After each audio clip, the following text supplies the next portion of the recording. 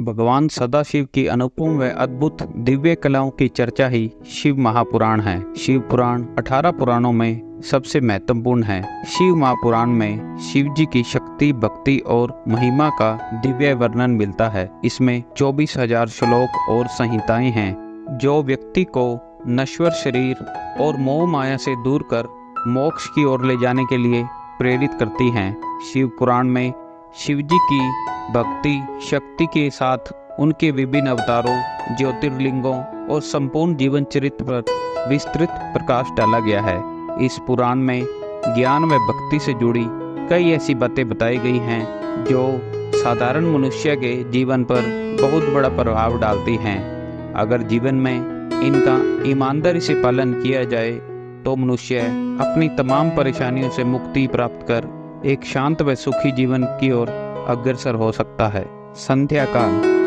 काल का समय शिव का है। ये ऐसा समय होता है जब वे अपनी तीसरी नेत्र से तीनों लोक को देख रहे होते हैं और नंदी गणों के साथ भ्रमण कर रहे होते हैं। इसलिए इस समय कटु वचनों, अनैतिक कर्मों, क्लेश, सहवास, भोजन, यात्रा आदि कर्मों को नहीं करना चाहिए। इससे शिव जी क्रोधित हो जाते हैं। निष्काम, किसी भी कार्य को करते समय ये याद रखें कि आप समय खुद के साक्षी या गवाह हैं। आप जो भी अच्छा या बुरा काम कर रहे हैं उसके फल के लिए जिम्मेवार भी आप समय हैं। इसलिए गलत कार्य करते समय यह कभी नहीं सोचें कि आपको कोई देख नहीं रहा है और आप इसके दंड से बच जाएंगे।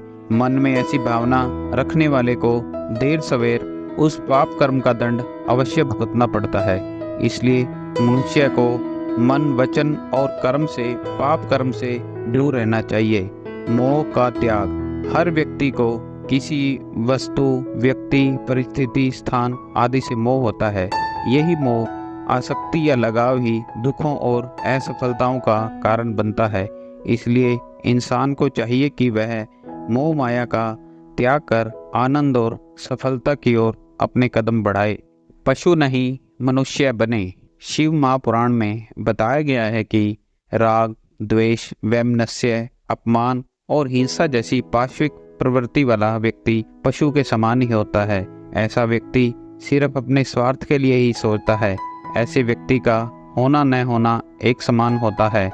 मनुष्य के अंदर पशु प्रवृत्ति समाप्त करने के लिए उसे भक्ति, साधना और ध्यान की ओर अपने कदम बढ़ाने चाहिए और अपने अंदर परोपकार की भावना विकसित करनी चाहिए। धन संग्रह करने से पहले इस बात का अवश्य ध्यान रखें कि धन अर्जित करने के लिए हमेशा सही मार्ग अपनाएं और भरपूर मेहनत से धन अर्जित करें। छल कपट, झूठ, मिथ्या वचनों से अर्जित किया हुआ धन नष्ट होने के साथ साथ दुख व दर्द भी छोड़कर जाता है। सही व उचित तरीके से कमाए गए धन को 3 भागों में बांटकर उपयोग में लाना चाहिए। धन के एक भाग को उपयोग के लिए, दूसरे भाग को धर्म कर्म के लिए व तीसरे भाग को भविष्य की जरूरतों के लिए संचित किया जा सकता है।